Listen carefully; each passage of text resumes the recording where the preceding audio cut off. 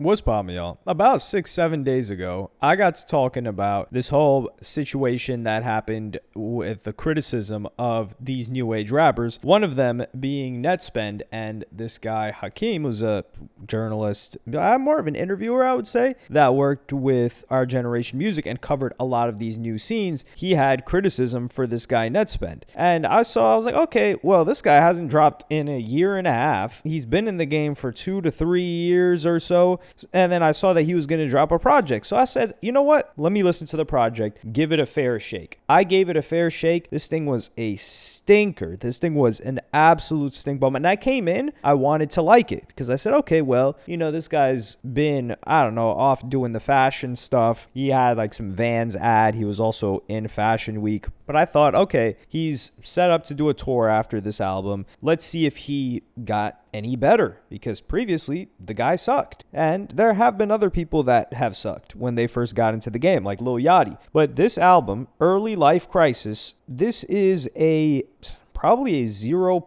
There's 0.5 good songs, listenable songs on here. The majority of the music here is unlistenable. I'm in just shock and damn near utter horror that this was even allowed to be put out. That's another thing. This is probably one of the worst first album reactions I've had since Speeding Bullet to Heaven by Kid Cudi. And the thing is, with Kid Cudi, we have some sort of expectation, but that album was a stinker, especially when it first dropped. But even with A Speeding Bullet to Heaven, there are some redeemable songs. And you're like, okay, this is a good song. It's just stuck in a sea or a pile of turd. But with Netspend, it's not even like I'm the only guy that thought this, because the person that was criticizing him, Hakeem, he ended up having a back and forth with Netspend. And it turned out into a DM from this initial post where it said, Blackboy Max says Netspend didn't evolve on Early Life Crisis. I'm going to play you guys a clip of that, of Netspend being reviewed by Blackboy Max. This song cold, bro. Like, I'm not gonna lie, one thing I will say that I've heard so far, none of this making me go like, damn, bro, like this net went ghost and came back, evolved crazy. Like, you feel me? I'm gonna be honest. And I like some of his songs, but like I don't feel like, damn, he taking a next step, if I'm being honest. So Blackboy Max couldn't even finish the project. And Hakeem says, 1 for 21, net went. Where is We Gon' Be Okay on this? He only on one collab. You and OK need to lock in on an EP. After this, you sound the best on OK Beats. And then this turned into a DM exchange between Netspend and Hakeem. And he says, F you, you old B. He says, Net, you know I got love for you. I want to see you grow and be the best you can be. Just focus up on the music. Nothing else matters. Go live in the studio and lock back in with OK. He says, you know what I'm on. Always come around me. Try to be around me. Get the F out. Can't eat at my table. This is foolery. This guy is so mature. This guy Hakeem. I would have just left this fool on red. Or if I replied, like, I just cannot see myself replying to an 18-year-old artist that stinks.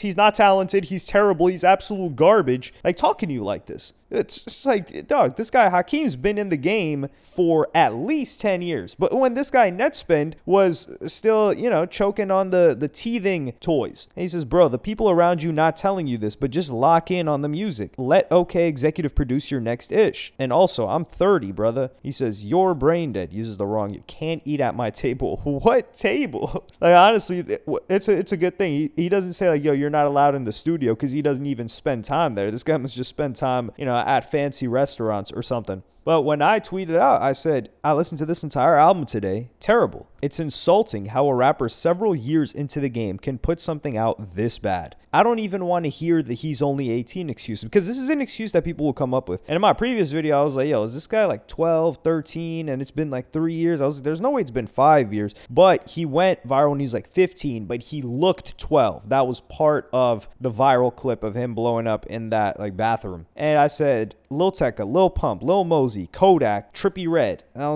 all of these rappers were younger than Netspend is right now. At 16, 17, making music that was light years beyond this trash can of a rapper. And some people tried to give some pushback and say, oh no, it's because you're old. It's like, what are you talking about, old? But you know, let's just knock down every terrible argument that people have. Because number one, these guys, like Lil Pump, he actually had a hit. He had a hit song. Do you know who doesn't have a hit song? Netspend, correct. And let's also just look at Netspend's peers. Like that dude, Osama son, he laps Netspend. They're the same age. They're in the same generation too. Because yeah, I'm going back 10 years to 2016, 2017, sure, to mention those guys. But my point is those guys were really young and there was such diversity in their music as well, regardless of what you thought about them. I can bring up the guys right now, but there's less diversity in between their sound. But let's just take Osama son, for instance. That guy's way better than Netspend. Let's take that dude Che, he had that bass project. That guy, you could tell he focuses on music. You listen to the music, it may not be for you, but you're like, okay, this isn't terrible. Who else? Fake Mink. Dude, Fake Mink was,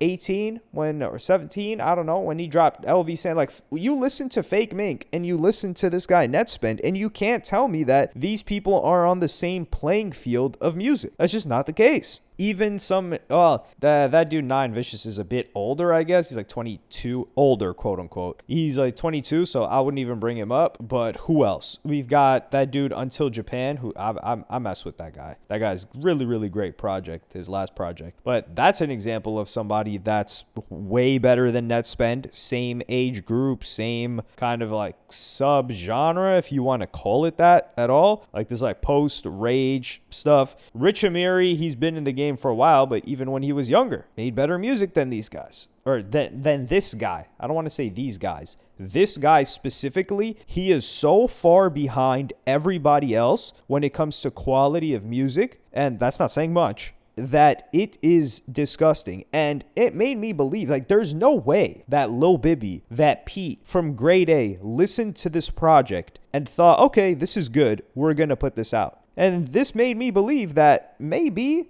there were reasons why record labels did not allow for creative control for the artist. Like a lot of artists used to complain, I don't have creative control of the album. Yeah, I think Netspend does have creative control for the album.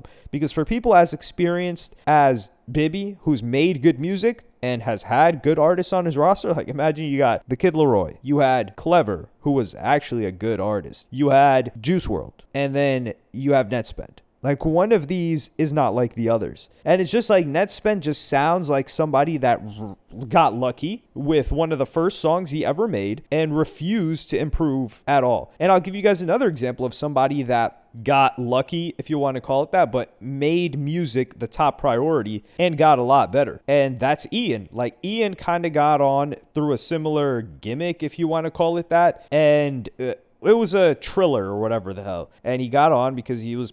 yeah, it looks like a frat white boy versus Netspend getting on because he's just like some young white boy. And Ian's gotten a lot better. And where do we see Ian? Music. Making music. Doing music-related stuff. And he's gotten a lot better from his first... not even project, which his first project wasn't bad, but from his first Triller. Like that guy, and initially he was kind of just like a Yeet clone as well. So he developed his own sound now. He does not sound like a Yeet clone. Meanwhile, you've got Netspend just stinking everything up. So this guy sucks. Netspend's music, you suck. But that doesn't mean he's irredeemable. And I would say, for example, Lil Yachty. That was a guy who, his first project, like Yachty came out, the tape, it wasn't that bad. Like it wasn't unlistenable like this stuff. However, Teenage Emotions was a bad album. Teenage Emotions suck. But what did Yachty do after that? And honestly, Teenage Emotions, I was like, yeah, there's no, this guy's done. He sucks. However, he improved. And he was focused on the music. And he got better and better and better and better and made a bunch of diverse music. Like the guys, he is a talented artist, Lil Yachty. So that's why I think Netspend, if he chooses to do so, he already got the hardest part done, which is getting people to care about, not only care about you, he's got people caping for him. And this got to be like 13-year-old white boys. There's no other demo that I could possibly imagine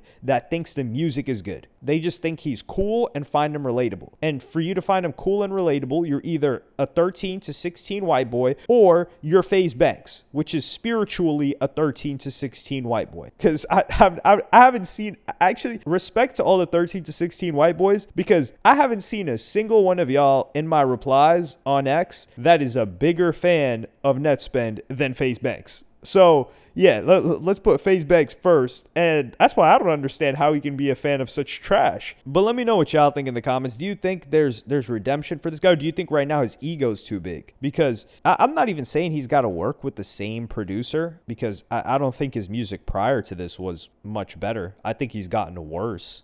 But some producers, like, you can't just stick with your sound. Like, sometimes you got to develop and work with a new producer. Like, there have been artists that have consistently changed producers and they've gotten better. However, it doesn't seem like this guy Netspend cares. Like, some of the bars on this are just so disgusting and childish, and I had to force myself to listen to this. 3 tracks in, I knew that this was terrible. And I was like, nah, let me just push through. Let me push through to the 21. Otherwise, it's unfair for me to make a video about it if I didn't give it a full, honest attempt. And I gave it a full, honest attempt. And this guy is really one of the worst rappers. Just one of the worst musicians. The guy is just terrible. And there's a reason why he doesn't have a hit. And frankly, the only reason I think people are try to convince themselves that they're fans of this guy is because of the image. And that's it. But let me know what y'all think in the comments. Like, subscribe, and hit the notification bell if you enjoyed. And I'm going to see y'all in the next one.